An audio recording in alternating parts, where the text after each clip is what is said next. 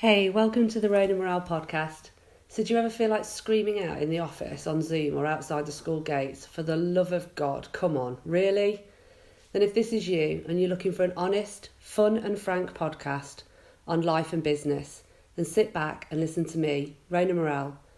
I'll be bringing great people on the show to talk, share, and debate their life experiences and business challenges, keeping the show unpolished, but in a fun and unique British style, with sarcasm, tenacity, maybe a few swear words or tears. This podcast keeps it real, honest, raw, and removes the bullshit in the only way I know how, through authenticity and getting shit done. Think of it less like the Housewives of New York or Towie with the lipo and drama, and more like the house lives of the real world. I hope you'll take something away to be better informed, laugh, smile, or maybe even finally getting the confidence to shout, come on, really. So enjoy.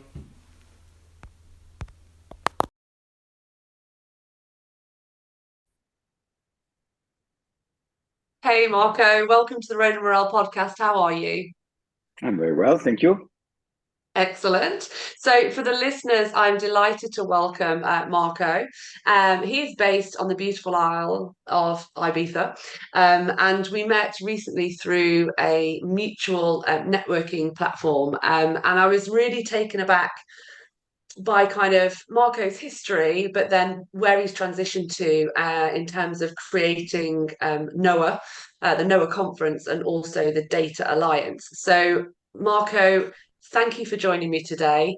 Um, in terms of your background, obviously, I know that the Lehman Brothers, you've come from a banking background, but you've fundamentally shifted your kind of approach and philosophy, I guess, into life, into looking at, and I know you're very kind of passionate entrepreneur about bringing together technologies and financial markets for the greater good of the natural capital sector. So, welcome. Please tell us a bit more about yourself and how you transitioned and why you transitioned. Right. I think when COVID came, everyone got curious. How did it come to COVID? And what I found actually more interesting is how the world dealt with COVID. There was not one website where you can check how restrictions have an impact on your traveling, because every airline had their own kind of information non-working system, and that I found astonishing. So if we're not able to coordinate when it comes to fight global epidemia like COVID, how could we ever agree in a capitalistic structure on a global climate policy?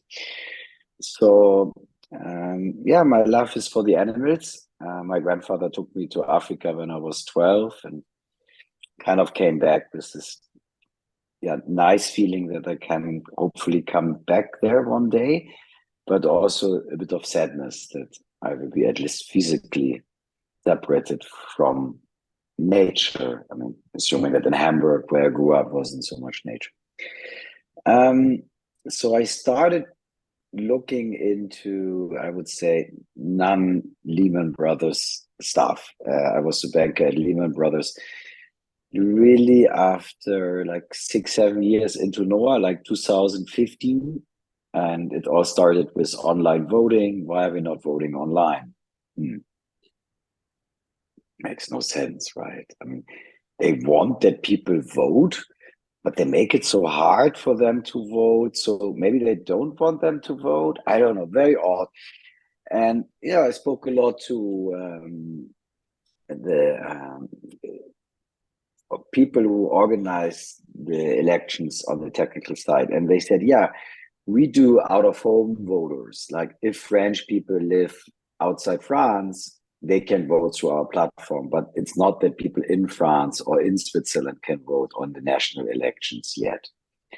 The Right. company went bankrupt after the last American election, interestingly. And yeah, e-government never came, right? It never came. And I think you have a lot of e-government tools which supposed to be government but run by private organizations, and most of them didn't go to scale because regulation is missing, or the corporate world is blocking it. I think it's a shame in what terrible state our world is. And it's a conclusion of states. I think it's ludicrous in today's world that we are separated by nations. Why do we have 200 environmental ministers not doing their jobs? And environmental ministers are reporting to the president. And in countries like Namibia, the environmental ministry has no power against economic development. So you have this constant battle, national politics, like local sovereignty versus global climate policy. And so I came with great expectation into the sector, and I tell you, it's all bullshit. I mean, it's all bullshit. And it's so much bullshit that if you talk about that it's bullshit, people look at you like, ugh, who are you, party pooper? What can you do? We are all in the same thing here for longer. And or you hear something like, don't kill their last effort. Don't take their motivation, right? But last effort of what?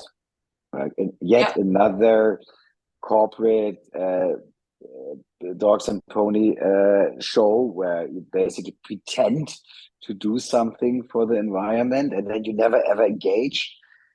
Like AXA, Thomas Bubel on 12 different sustainability associations, and unfortunately too busy to engage with stakeholders.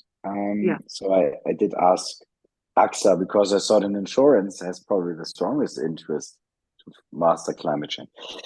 So I think the lesson learned is we are missing three things. Collaboration, and it's often named and very rarely practiced. Second, indigenous or local communities involvement. Everything is done now through NGOs, consultants, and it's kind of this incest industry. And then thirdly, and that's where probably I can add lots of value, is on the data side, right? Why don't we make it transparent? And it's kind of funny when you see these NGOs and scientists getting excited about data. So they mostly talk about connecting existing data, but we have no data. Like what I was looking for, animal population data, like stock prices, right? If we publish those and we see, only 4,000 rhinos are left, maybe there's just more awareness and more protection, and platforms in China cannot sell rhino horn anymore, or tiger bones, so I came from the nasty side, the poaching, the illegal trade, the mafia type or organized crimes in Africa, where they engage with all types of industries, and poached animal is just one side product. It's weapons, it's terrible industries. But again, it's national sovereignty over global climate change. The United Nations is probably the biggest disappointment in my search for sustainability. That's kind of, tell me. Yeah, no, I was just going to say, obviously, I'm kind of hearing what you're saying in sense of you come into it with these great expectations and learning what's going on. And, I've been on this insane journey, and I'm really keen to know why the UN is such a big letdown for you, and World Bank's, IMF, all these people who propose to essentially help in inequalities and data and transparency. What's your view? I hate the UN. I hate it. I hate it. I hate it as much as I hate IUCN, CITES, and all of these fiefdoms of bullshit and PDF publishing nonsense. I hate them. I really hate them, if I may speak out freely here on your podcast. And the worst, they don't care. They think status quo is fine. And this constantly brown nosing to these COP conferences where it's just about like a bit of chit chat and parties on the left and on the right. Oh yeah, they negotiate. Or what are they negotiating? What is so special? Or in CBD Montreal, the 100 billion was dwarfed now to 1.4 billion a few months later, and nobody really knows what they do with the money. No, it's a party. That's what the industry is. It's a party. That's what it is. So Nothing else than bowling or dart or horseback riding. These people are celebrating themselves. They're enjoying their jobs. Yes, of course, there are exceptions, but they yeah, didn't matter. They didn't matter. So everyone is always offended when I criticize the industry, but they are all, yeah, putting a good face to a bad game, and they don't speak up. And I don't respect organizations like that. IUCN prides themselves of not being innovative.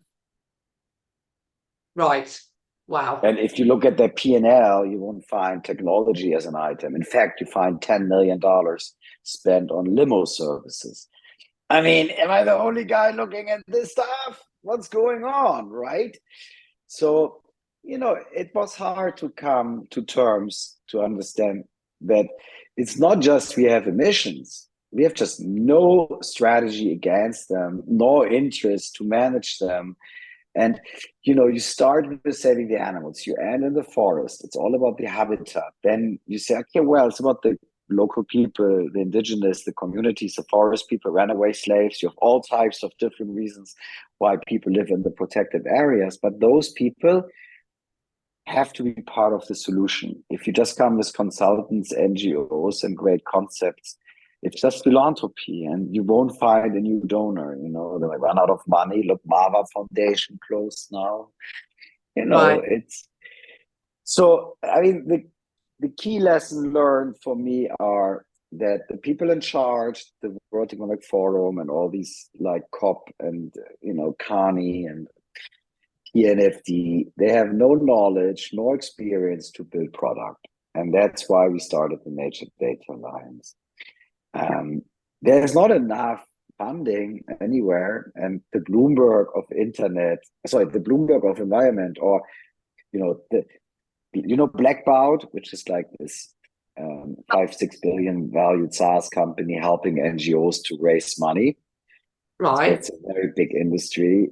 That industry exists, but the reporting to donors and backers on what that money actually did, there's no money spent on that. Zero. So essentially, then, like there's loads to digest here, but in terms of that, for as an example, you've got all these donors putting in. Yeah, it's lovely. It's a great topic. I mean, it's fascinating. Roland, when I started, I looked at statistics. Like everything starts with statistics, right? Like an assessment. And so, wow, look at that. Even before COVID, and 90% of the money was given in person. Yeah. Like 25 billion environmental charities in the US raised like 25 billion. Most of it is actually local. So what goes to Africa, also like 600, 700 million. And then you have to differentiate between the small funds and the big foundations. The big foundations in the US are organized in an association called Environmental Grants Association. And they don't publish their data. They keep it for themselves. So you get like 3-4 years delayed, some reports. Great brain went into how to categorize the funds. And yeah, natural data lines, the nature data lines, which is kind of trying to bring this transparency. And yeah, the thesis is if we report as a wildlife conservation industry, we would excite more donors. All the ones who give money for the cause and less for their ego or for peer pressure or quickly or simply for a ratio, you give 0.1%. And if you have a lot, oh my God, it's a lot of money.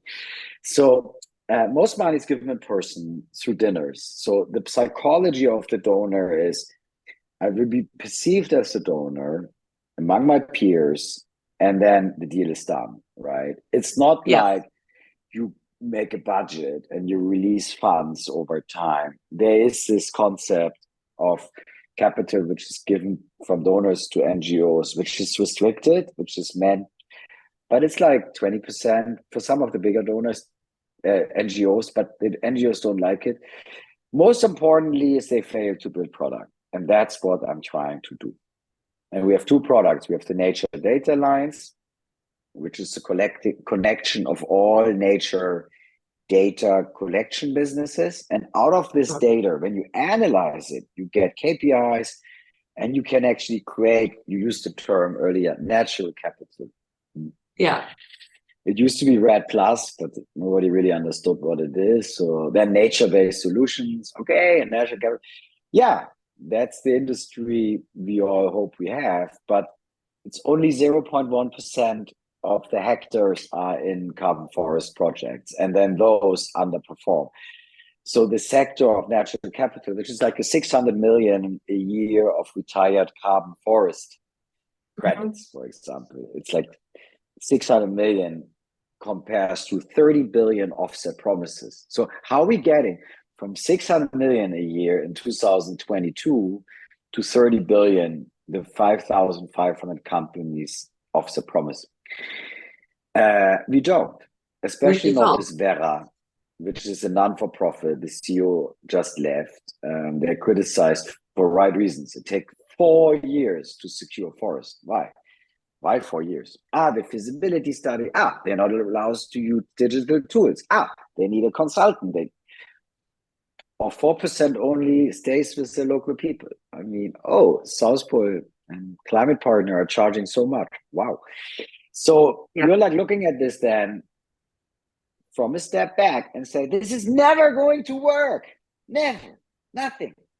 And it's so bad that only people like me who come from the outside have to come in and wake people up with mediocre success. You know, it's not really that.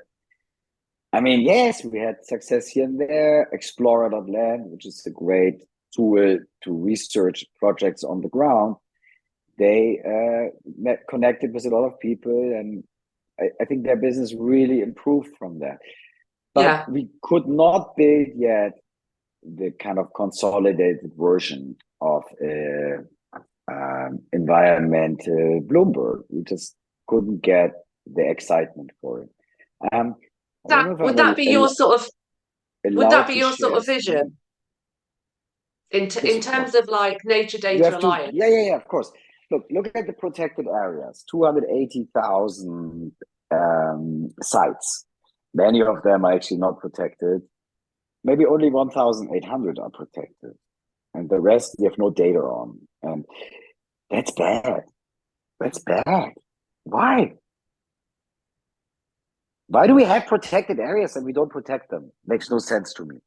And even worse, the 1 million people working in wildlife conservation, yes, they're busy fundraising, but for what? If these areas are not protected and they don't have to protect them, and the ones who protect don't communicate their protect on one platform, what's the whole point of having this industry at all? Why don't we just stop it and build product together? And I think I will come to the product in a second, but I wanted to give you quickly an assessment. If you let me share my screen, I don't know if it's possible. Why we don't have sustainability. And I presented that. I just looked at it before this chat because I thought maybe, I never look at what I say after. I never look back. So sustainability is not a coincidence, right? So this is kind of turning it around why we don't have sustainability. And I think in short, it's collaboration, which is agreeing on standards. It's implementing through community and local partners. And then lastly, using tech, which enables it all, right? And then you get new financing. So this is what, after 4 years, I came up with, and I was a lot more bullish when I present this, that we get some excitement. But absolutely, we got maybe 100 requests to join the Nature Data Alliance, but not from the donor world, not from the government, not from scientists, only from people who think, maybe I should join this and get some money also. So it has been very frustrating. So Right. There are 300 UN climate initiatives. It's crazy. You have 521 sustainability people working for public listed companies in the DACH region alone. I don't know what they do. They drop the word biodiversity 8 times, like all of them, 8 posts of all linked. I mean, there's a lot of blah blah and very little. Okay, how we solve stuff. So Yeah. thought Noah should be like COP.com, because we have all the people who are excluded from COP because we are not corporates. I mean, I literally heard when I wanted to push for some startups to come. Sorry, we had to make space for all the donors and sponsors and corporates. You know, I mean, they all go. Good luck. How do you change anything when change has come always from startups and investors working together? It never came from politicians, corporates, or scientists. But why not? Let's see. So regulation is missing. It's the biggest issue.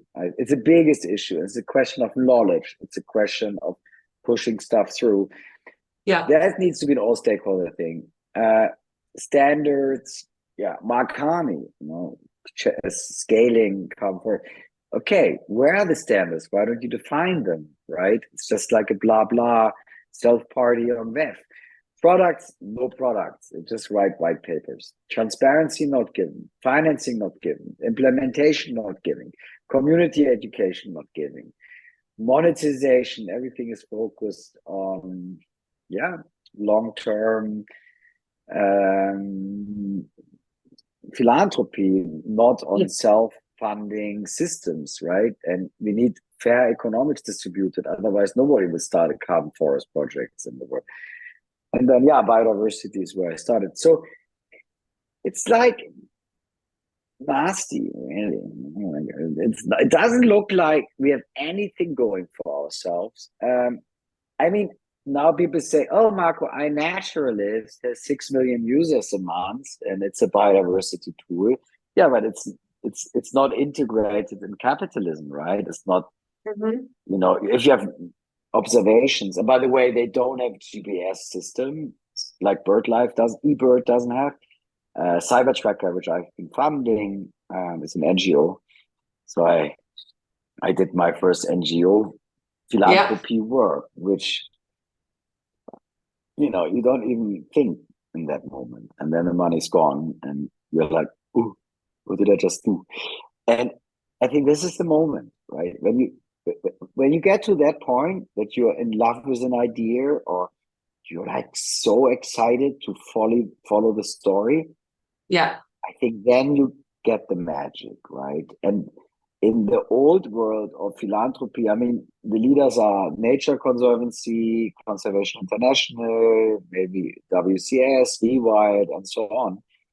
But they very much work top down. They have PR teams and presentation teams. Yes, they have sciences teams and program officers, but they work in silos. And I don't like them, because whenever I pitch tech ideas to them, they say we have our own scientists, we have our own ideas. Hey, hold on. So we wanted to build standards together. So Smart Conservation and Earth Ranger, Smart comes from all of these NGOs. They kind of really stop it. You know, they only work for big parks. They don't think, can I give my tool to a poor person in a park which is not full of tourism, where you have stress? No, they don't think like that.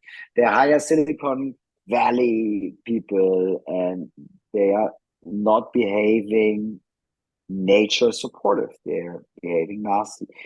So, I mean, wherever I look, it's not working. I was hoping when I went into the sector or expanded my focus that I would meet a lot of good people, like people who really have an interest to save animals. And I find personal like optimizers. I find opportunists. I find people who tell you one thing and do another. I mean, it's strange. At least in business, and I did a lot of deals in Israel, for example, you just know what you get. It's all about make me rich.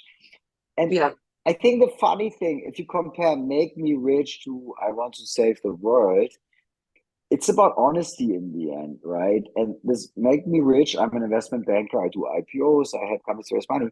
If they don't tell me what's important to their business or the details of it, I can't help them because nobody will trust. So these NGOs, they play their knowledge very close to their chest, and it's kind of this protectionism. And yeah, they have a tough time. They have to raise money constantly, right? They have to constantly invent some new story. I heard they're the best fundraisers in the world.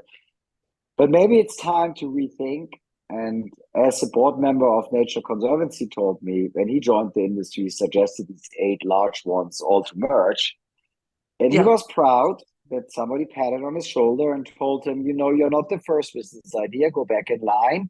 In a few weeks, you will find out why this is like an idealistic bullshit. Wow, Yeah. so boring, right? So now you could answer, or you could ask, okay, Marco, what do we do again? Now you've Right? ruined my day, and I've lost all belief in absolutely everything. Come on, give us some hope. Well, the good news is it's we can have a clean start, right? I mean, it's not like that there's anything going whatsoever. I mean, people say there are so many initiatives. That's exactly the problem, because there are so Yes. many initiatives.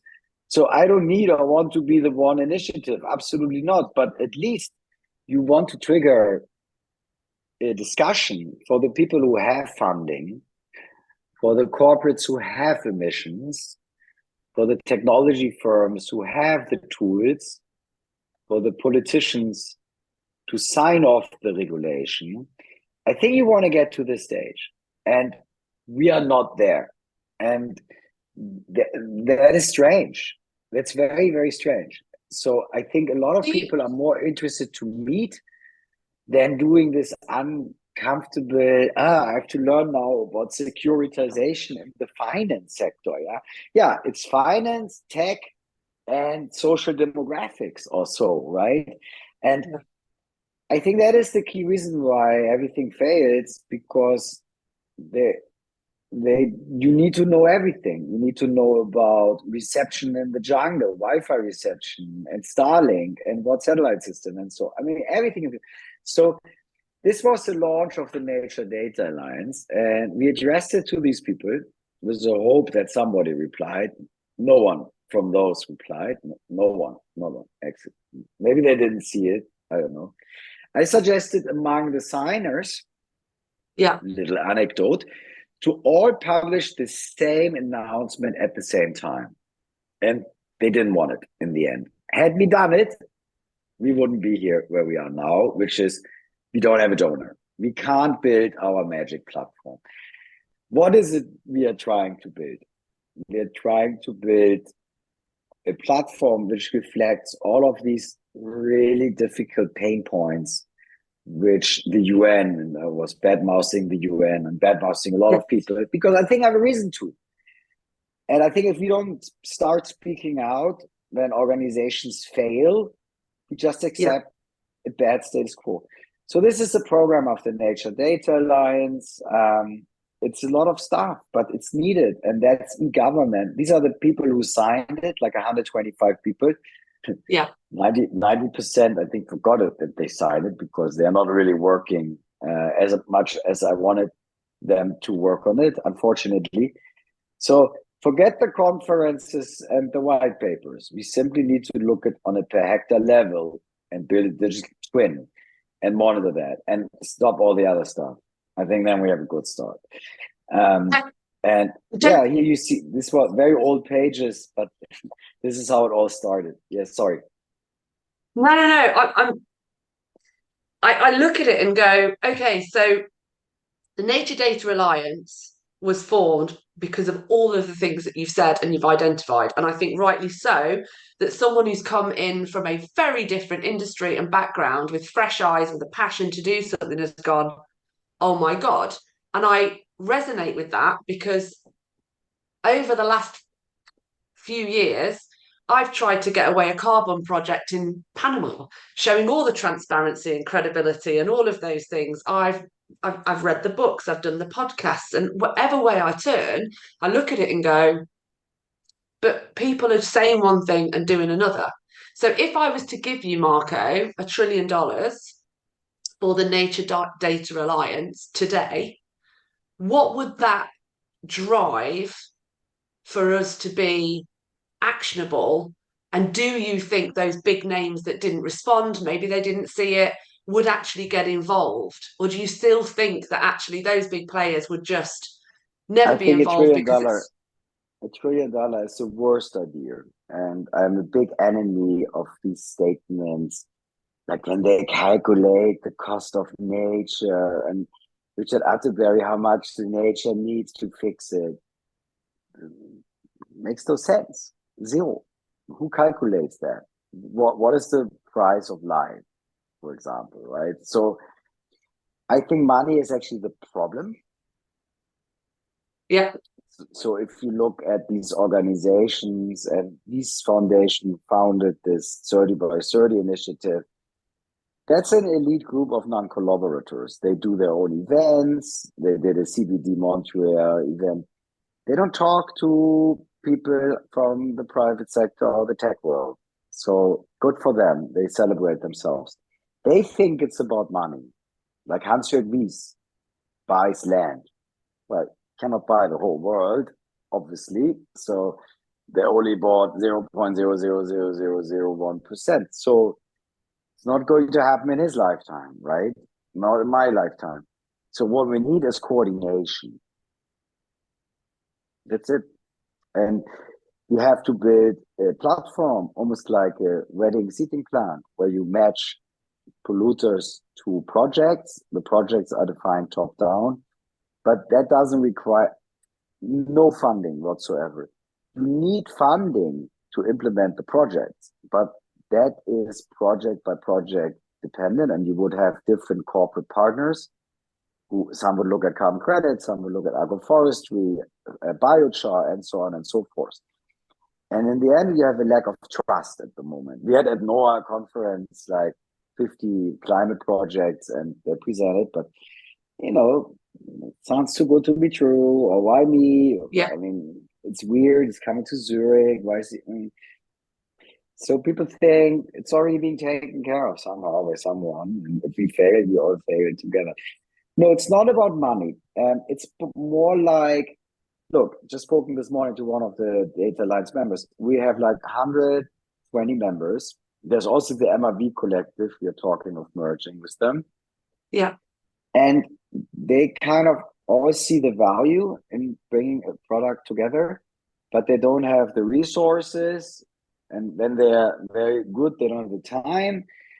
And they certainly don't have the belief, right? Okay, if I spend time now to build joint architecture plan for a gigantic palace, and then we're looking for an investor to build this palace, not the Putin palace or so, but like a platform, right? A platform. So we're connecting the back ends of the 100 partners, and we go as a joint force to a government like Brazil, who doesn't want to save the rainforest. Don't be fooled. And we say, okay, we have these and these tools. We offer you this. This is a price per hectare.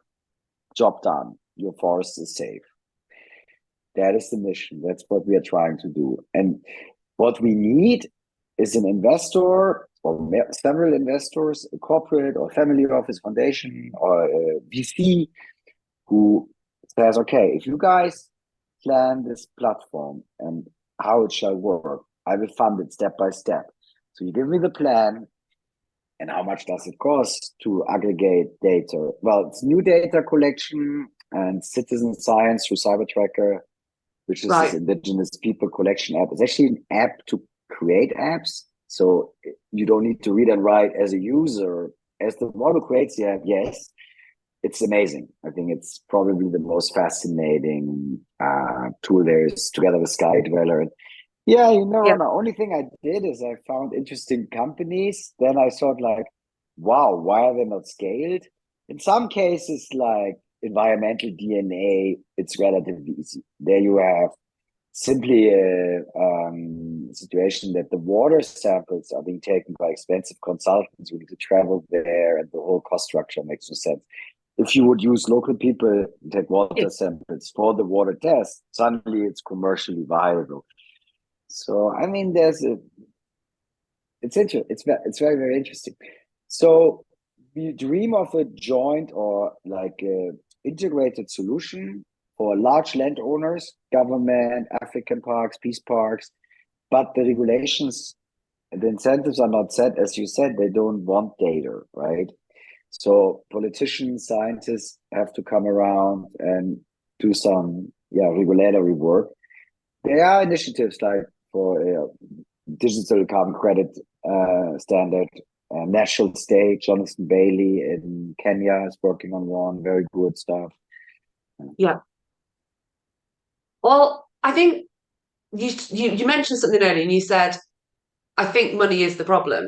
And I think every time I scratch the surface of, that kind of going back to being a child and going, why, it comes back down to that. It's that protection of, funding and money, and it's if we're in this ever cycle, and I don't mind investing my time and energy for the next 7 generations benefit. I think that's a given when you're in this space. But if the finances, the follow the money, brings you back to that same place, what's going to keep you going, Marco, with NOAA and Nature Data Alliance? Because you're very frank and honest, and I love that. The curiosity to see what happens. No, I mean, I've been wanting to throw the towel many times. But then you get a call, you get an email from somebody, like, oh, I didn't expect that. Oh, interesting. Okay, let's speak to this person. And then, I think before there was the idea I can do it all on my own, a little bit.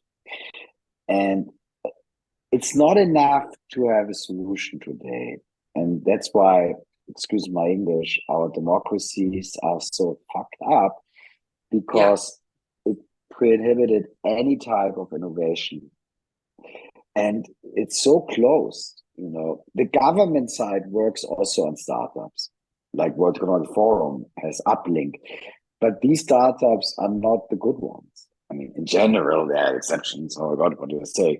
But the ones who do not need the World Economic Forum or government help, or which are actually having a good business, these are the ones we need to scale, right? And connect the data back office. So having a product isn't enough. I learned, sadly. It was a lot of fun building it. We also have Juicy Data coming, which is our platform to map the organizations. I said, if you don't want to collaborate with me, I'm going to map you. I'm going to map you, and I'm going to put you in teams. So I'm very excited. I'm very excited. Maybe I give you some impression. I don't know if this shows, but here's the nature data. Here's the nature data. I think like another 10 minutes.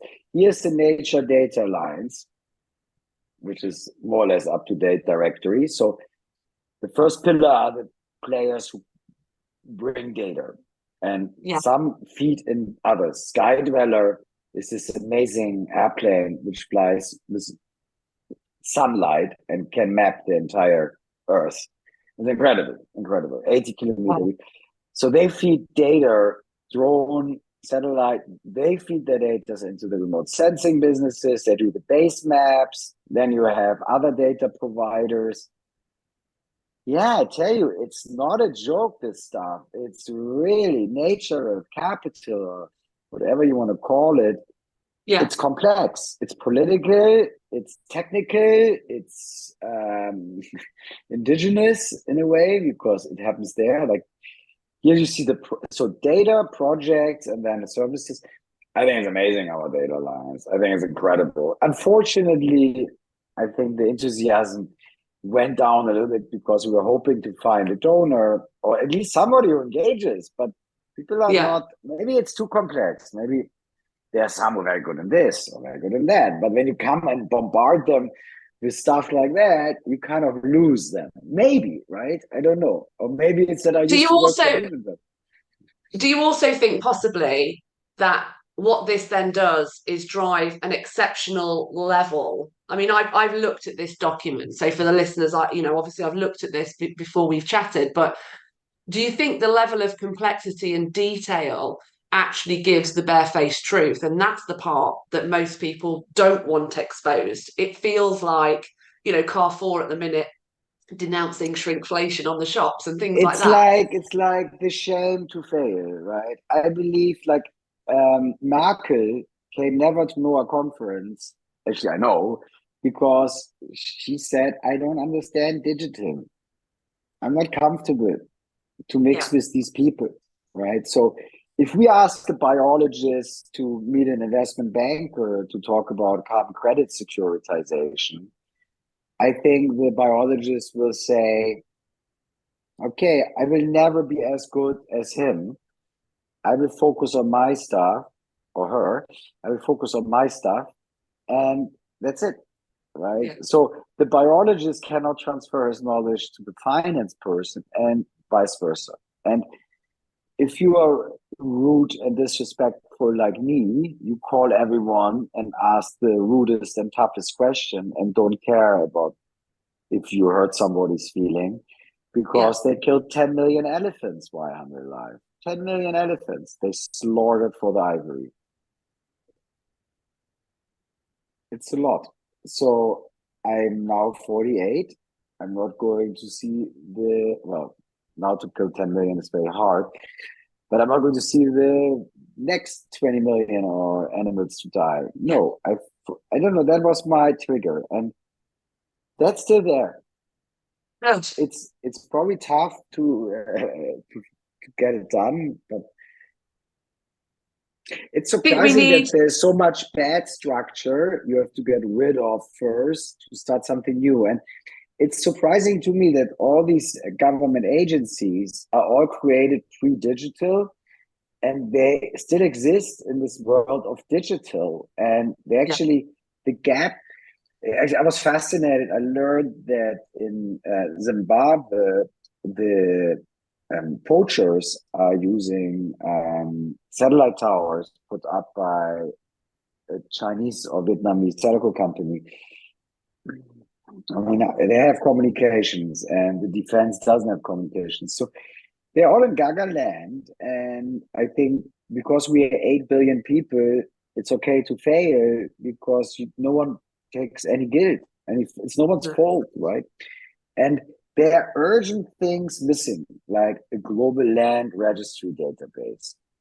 How can it be that we don't know who has ignited what fire? Or, I mean, there needs to be responsibility by the landowner. If you are the landowner and somebody puts a fire on your jungle because they're like farmers and then need farmland, then it's the landowner's fault. And I think there was some hope with the Den Haag Criminal Court to get some type of execution or prosecution or making things real. In South Africa, they're putting 600 people in court who poached rhinos, but only 4 or 5 go to prison, according to Stroop documentary I watched. So prosecution, I mean, knowledge is great, but if you don't use it, it's a problem.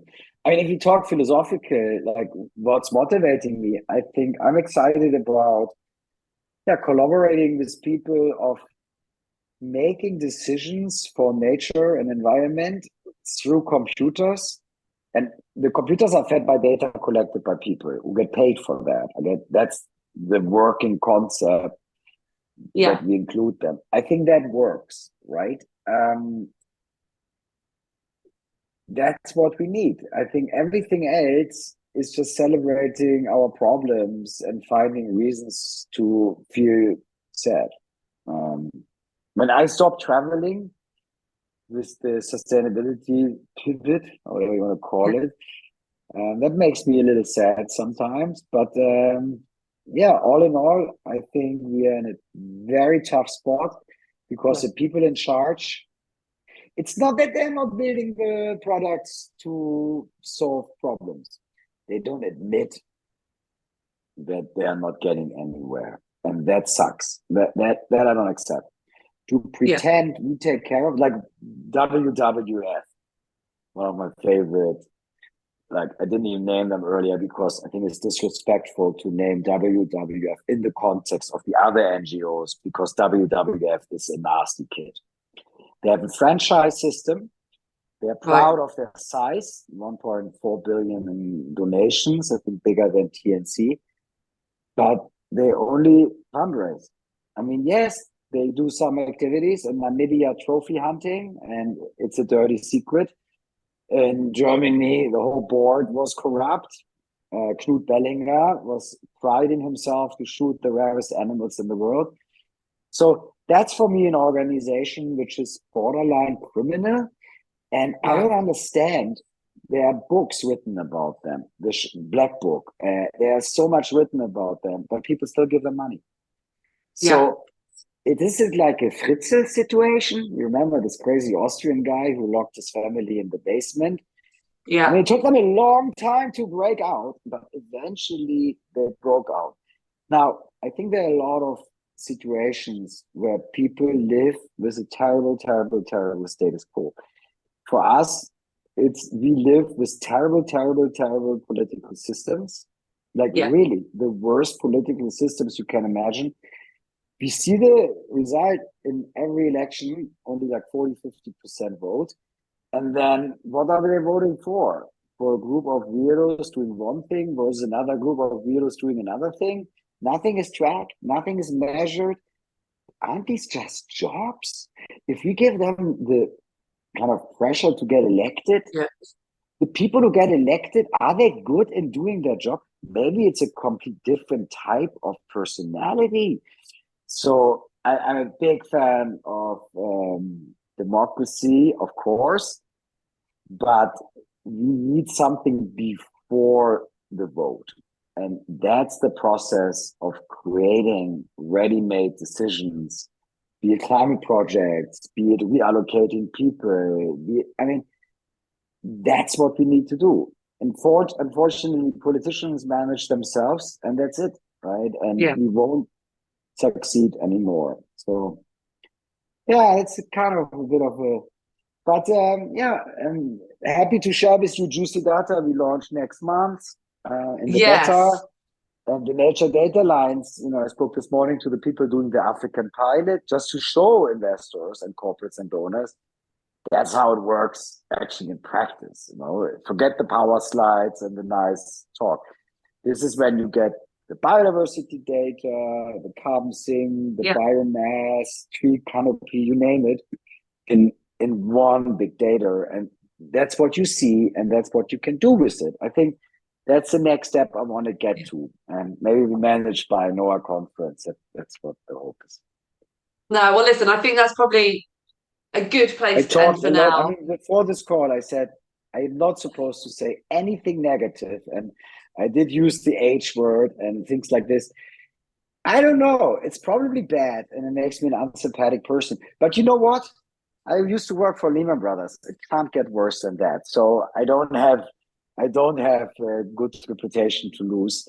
I'm working on interesting things, and I welcome anyone who watches this podcast to reach out and look at our materials. I think it was a bit of the journey. No. Listen, it's very much, my tone of voice anyway. It is about being authentic and honest and brutal. And actually, we can all sit and pretend we're to be a green activist and, but we have to face the hard truths of capitalism, an economic system that's broken, raw materials extraction for the green economy, all of these things that, global inequalities, especially sat in a Western world. So I think I find it really refreshing, Marco. So thank you for being really honest. Please keep going with your curiosity. Love when they talk about. So when the world talks about globalization, people understand everyone gets the same quality of life, and it's fair, inclusive. But what it means, they source materials and labor as cheap as they can from wherever they can. And that's not the globalization I want to live in. And digitalization, the same thing. It's used to manipulate. It's fragmentation of opinions. I mean, it's nuts, right? So, but then the more prestigious the group, WhatsApp group or whatever initiative I join, the less people listen to each other. And maybe it's an art to find out who you should listen to, but there's only listening to myself and fulfill my own dreams constantly. I would love to join somebody else who has a better or bigger vision or more complete, or just give it to someone, this nature data alliance concept. But no one asks. It's like rather people save their own world. And that's the mentality or the thinking of it's good that everyone works on their own. It's competition and capitalism. Then the best will win. That's wrong. That's absolutely wrong. 5 billion spiders can carry a dinosaur. There's no spider as hardworking or creative enough to carry a dinosaur on its own. There are laws of physics. And the more people we get, the harder it is to collaborate and to find consensus. And government and scientists and corporates are not playing a role, sadly. Even they pretend to play a role. They talk about standards and regulation, but they don't do it. So, yeah, curiosity drives me. That was amazing. It was a lot of fun. Sorry for talking so much, but I guess on this one, I was supposed to talk a little bit. It's my podcast with you. Actually, whilst we're still going, will you just give me host back so I can just like Yes, wrap it absolutely. up? But whilst you're doing that, seriously, listeners, check out the Nature Data Alliance, check out the NOAA conference, and more about Marco, his energy, tenacity, curiosity. I absolutely love. So I think please keep doing what you're doing. I know sometimes it looks like you're like gonna throat punch someone, but keep going because I think through NOAA, and I know your next conference is this December, is that right? 12th to 14th of December. Yeah, I mean, I can only tell people it's the most pleasing feeling to understand the world you live in. I mean, Yeah. that you understand that it's going the wrong way, you see on the symptoms already, right? I mean, the people who say, oh, it's so frustrating and depressive, I can't, get about it. It's already frustrating when you see dead birds around and stuff like this. So try to understand what's wrong. That was the biggest drive. And yeah, I found someone, for example, who thinks exactly like me. We're speaking in 3 hours. So never give Awesome. up. Always stay positive. So amazing. Brilliant. Marco, thank you so much. And it's been an absolute pleasure to have you on today. So thanks again for coming. I've really enjoyed it. Thank you very much. Sorry. Bye bye. Bye. So that's it. You've made it. The show's over. Thank you for being with us. I hope you've been able to take something away, maybe solve a problem, or just know you're not alone. Here's hoping it made you smile with a few laughs along the way. Please feel free to find me on all social media channels, and you can subscribe to my YouTube channel. Just search the Road and Morale podcast. Have an awesome day and see you next time.